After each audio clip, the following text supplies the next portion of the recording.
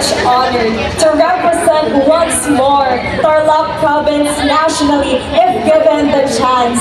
And indeed, I am very much proud to say that I am a Tarlacena. We are one as Tarlaceños and we are one as Filipinos. Thank you.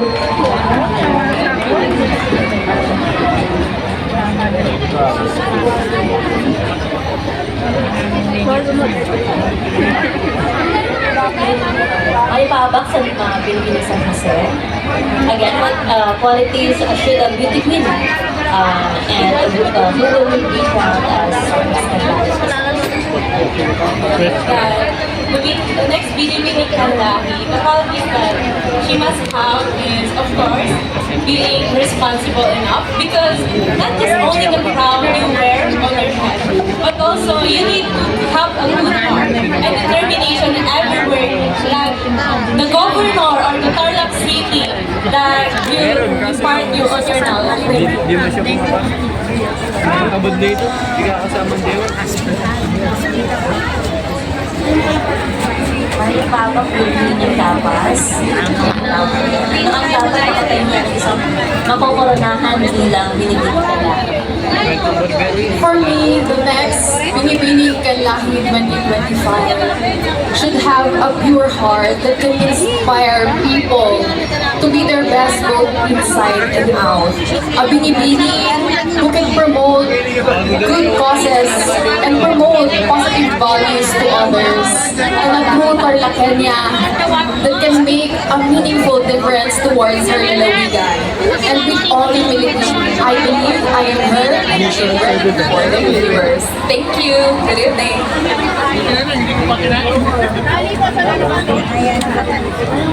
Thank you so much to our second batch of candidates. Now let's call on Binibini 7 from Pura, Binibini 8 from Victoria, and Binibini 9 from San Manuel.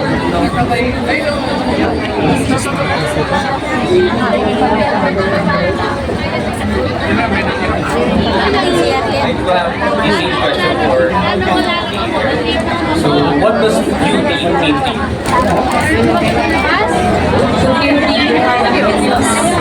Beauty means not just about the physical.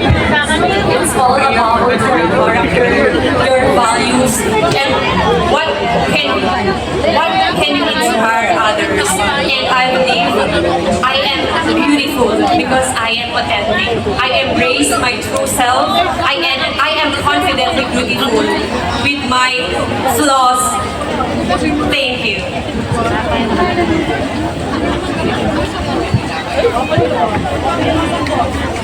I'll be repeating the question. What does beauty mean to you? Good evening, Tarlac Province. For me, beauty doesn't only mean having a good physical attributes, but rather being beautiful means having an intellectual mind, a pure heart, and a caring soul. The meaning of beauty is not just about having a pretty body or pretty face. It lies beyond our glamour and the way we show ourselves. And this is a reminder to everyone that you should appreciate your own definition of beauty. Appreciate, own it, take pride, and walk it with confidence. Good evening, Tarlac Province!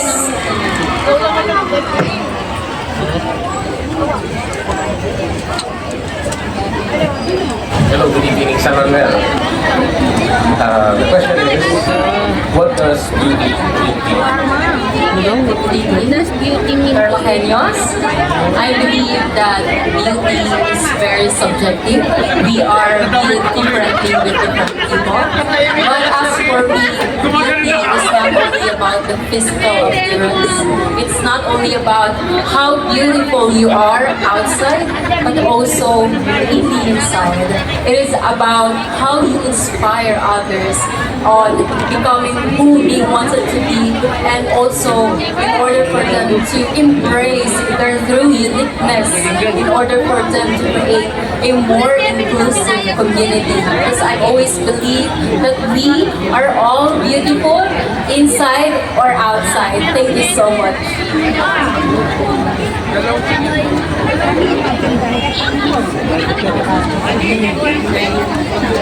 Thank you so much. Next batch, Binibini 10 from Santa Ignacia, Binibini 11 from Tarlac City, and Binibini 12 from Moncada.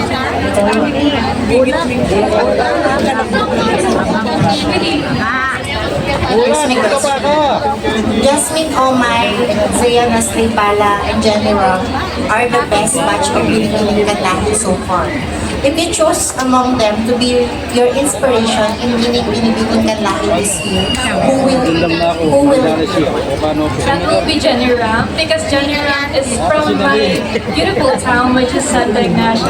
I believe that she's my inspiration because not only she has a physical beauty, but I believe that she has a beautiful heart. Thank you. Thank you.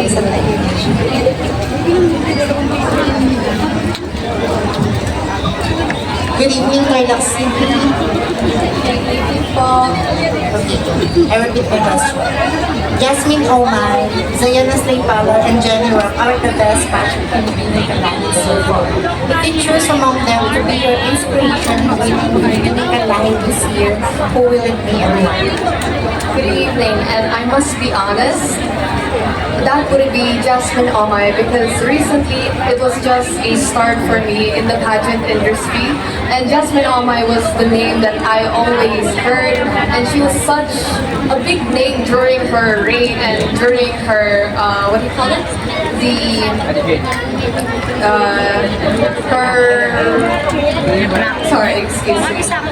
During her reign, and I believe that her character and her beauty not only has inspired and empowered the people of the Tarlac province, but also has made a lot of changes during her reign. Thank you. Dapat pala kami. I repeat my question. Jasmine Omay, Zayana Slipala, Jenny Rock are the best batch of Pilipining Kanlahi so far. If you choose among them to be your inspiration in winning Pilipining Kanlahi this year, who will it be and why? I was standing here joining Binibini Kanlahi pageant. It's been a very opportunity for us to represent the Tarlac province, and I won't choose any one of them because I will choose them all.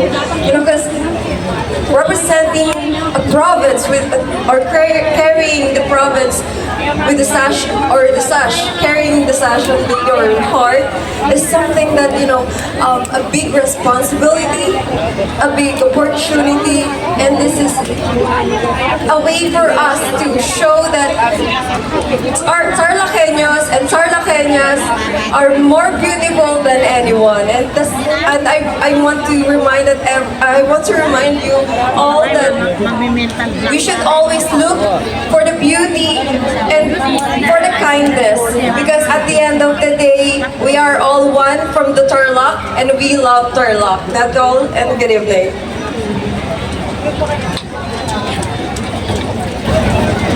Thank you so much. Next batch, Binibini 13 from Concepcion, Binibini 14 from La Paz, and Binibini 15 from Herora.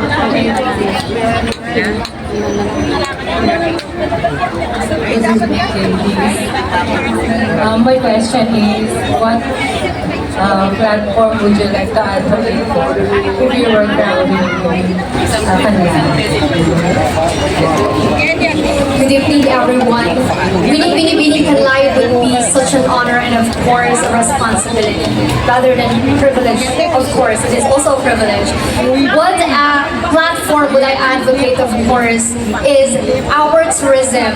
Tourism, as someone who is from studying tourism management, I wanted to advocate for our Kanlahi festival and our different cultures and traditions that we have here in Tarlac province. In that way, we can not only share what we have or what we can offer to the world, but rather what we have as a person. Thank you.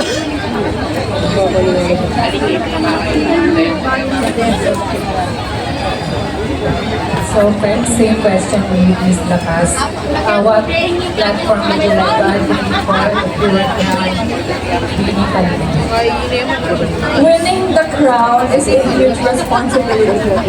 And taking up that responsibility is the real glory. And so, I will promote what is very close to my heart, which is about mental health. I was someone who has experienced negative effects when it comes to my mental health. And so, I want to empower other people who have experienced negative effects in terms of their mental health. I want them to break the silence and build resilience because mind matters. Thank you.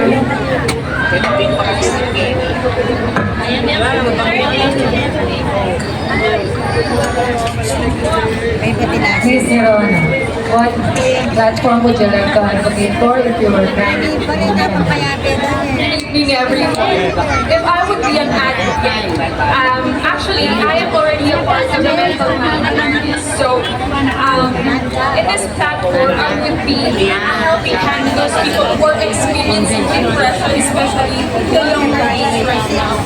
And in that kind of platform, like this prestigious pageant, it would be an amazing opportunity for me to give a helping hand to those people who are in need. Thank you.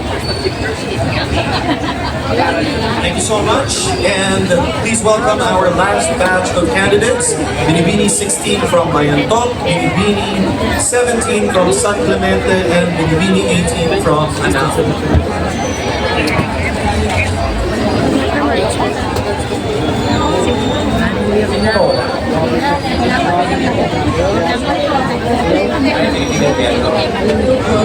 The question is, what is your proudest accomplishment and why? So far, the proudest accomplishment that I have for the past year is passing my nursing licensure exam as an advocate of the good health and well-being of the 17 Sustainable Development Goals. I am very proud to share what I know and very proud to share what I have learned and experienced all throughout the years of studying, of hard work. And I know that I can do more with this platform given to me for our beloved Tarlaceños and Filipinos as well. Thank you.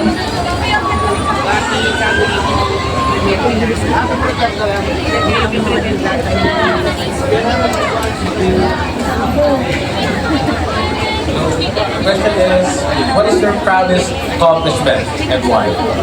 Thank you. My proudest accomplishment right now would be getting out of my comfort zone.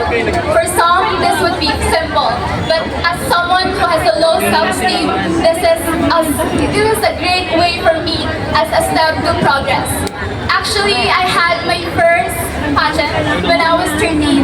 I had received a lot of negative comments, negative criticisms, and I never thought that I would be joining pageants ever again. Not until after years, I am here, standing in front of thousands of people, proving to myself, not to everyone around you, proving to myself that regardless of the things that I've been receiving, regardless of the people who have shared or who have commented negative about me, I am here, standing still. And this is my testimony that regardless of everything that people have told you, no one can ever hinder your progress. Thank you.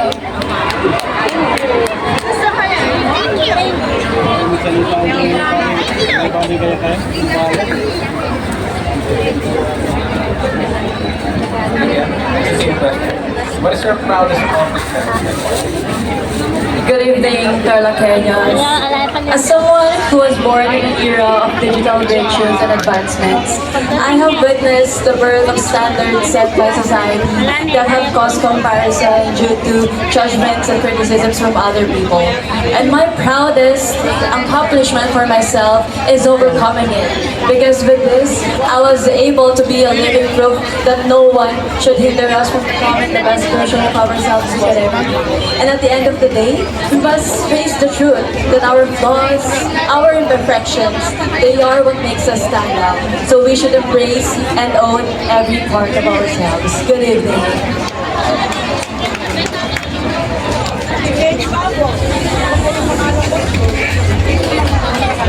Okay, thank you so much to all our candidates. Muli po palakpakan namin ang lahat ng candidates ng Binibining Kanlahi 2025. Now I'm also going to call the candidates of Ginoong Kanlahi to join our Binibining Kanlahi on stage. And while they're coming out, let me once again thank the following provincial government of Tarlac headed by Governor Susan Yap, Vice Governor Carlito Casana David, Sangguniang Panlalawigan members, Tarlac Provincial Tourism Office headed by Mr. Arsenio Baby Lugay.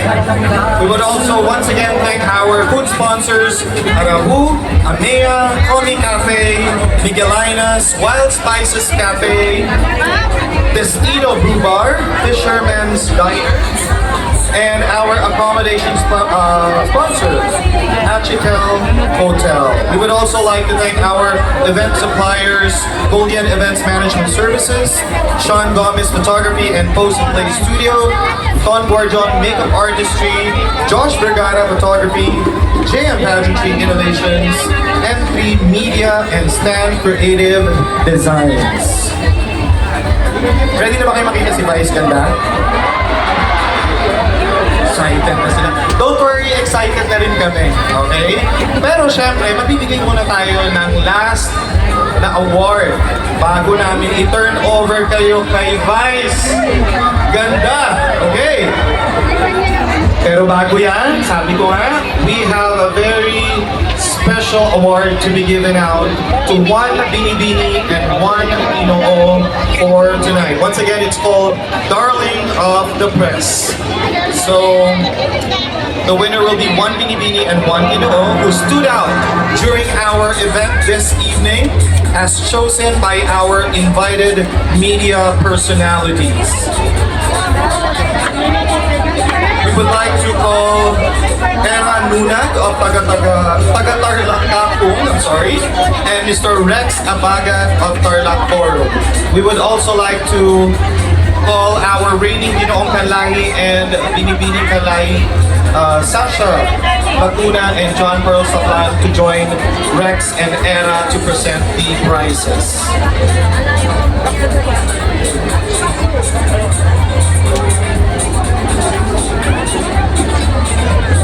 Sino sa tingin nyo ang mananalong Darling of the Press? Laksan nyo na, baka magbago pa yung resulta. Okay, before we announce the winner, the winners of Darling of the Press will both receive 3,000 cash each, a sash, and a bouquet. Once again, courtesy of our media friends who are here tonight. Can I have the result, please? Thank you.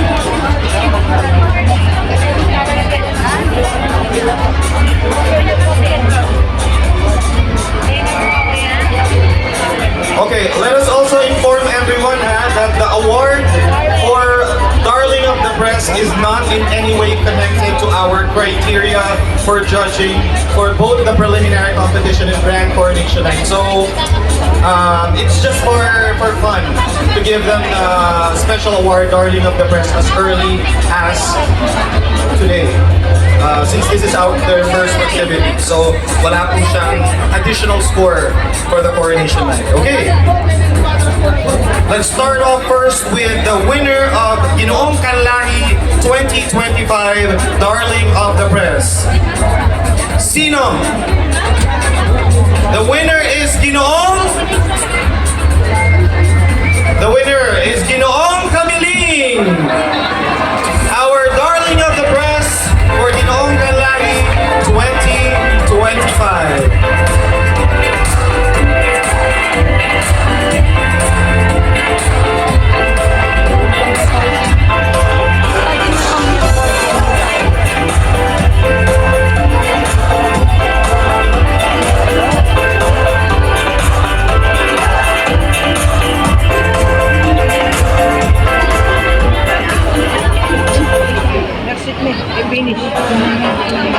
Thank you so much, Miss Era and John Pearl. And once again, congratulations, Mr. Kamiling. And our darling of the press for Binibining Kanlahi 2025 is Vice Ganda. Naririnig ko na sa backstage eh. O nandun eh. Winner for Binibining Kanlahi 2025, darling of the press, goes to Binibining! Binibining! Tapas! Congratulations, Binibining Tapas, our darling of the press, Binibining Kanlahi 2025.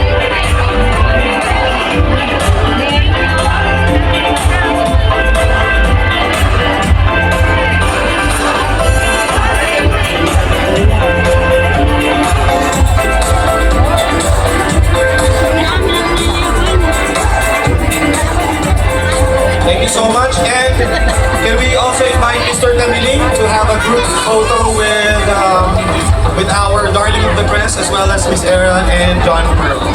Okay, group photo with our darling of the press winners.